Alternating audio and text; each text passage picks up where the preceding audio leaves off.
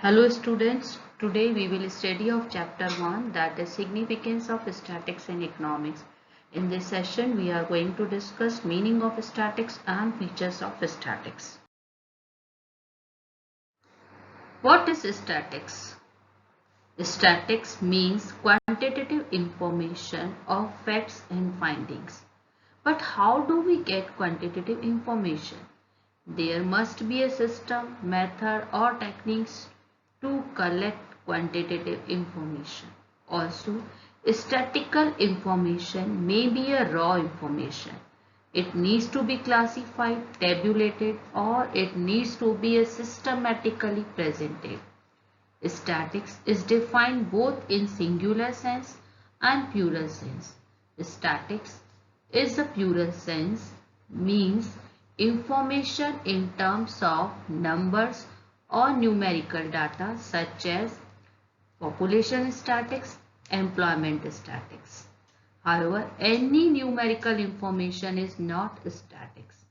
For example, X gets rupees 100 per month as pocket allowances is not statics, whereas average pocket allowances of the student of class 10th is 100 rupees per month is to be considered statics. Now, features of statics. In numerical data, main features of statics in terms of numerical data are as follows. First, aggregate of facts.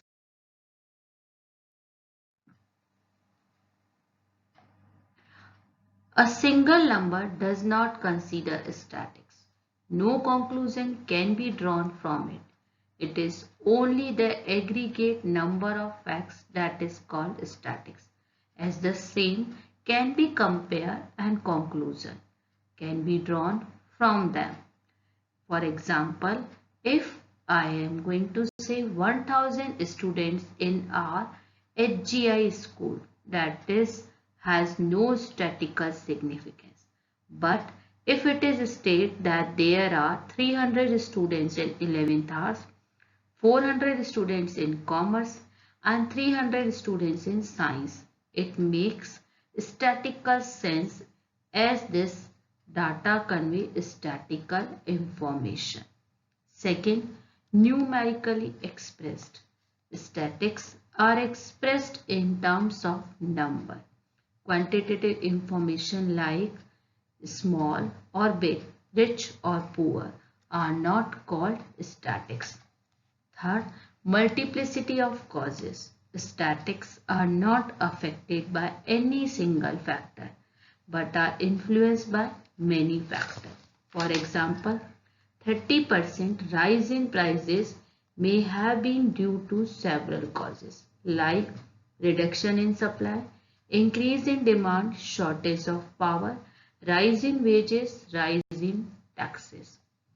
Fourth, reasonable accuracy. A reasonable degree of accuracy must be kept in view while collecting in statistical data. This accuracy depends on the purpose of investigation, its nature, size and available resources. Fifth, mutually related and comparable. Such numerical alone called T statics are as mutually related and comparable. For example, if class 10th student's result will be compared with 6th class student, it will not be called statics because as they are not mutually related. Predetermined objective. Statics are collected with some predetermined objective. Any information collected without any definite objective will only be a numerical value and not statics. 7. Enumerated or estimated. Statics may be collected by enumeration or estimated. If the field of investigation is large, the procedure of estimation may be held. For example, 1 lakh people attended the rally address by the Prime Minister. in Delhi and 2 lakh in Mumbai. These statistics are based on estimation, collected in a systematic manner. Statistics should be collected in a systematic manner.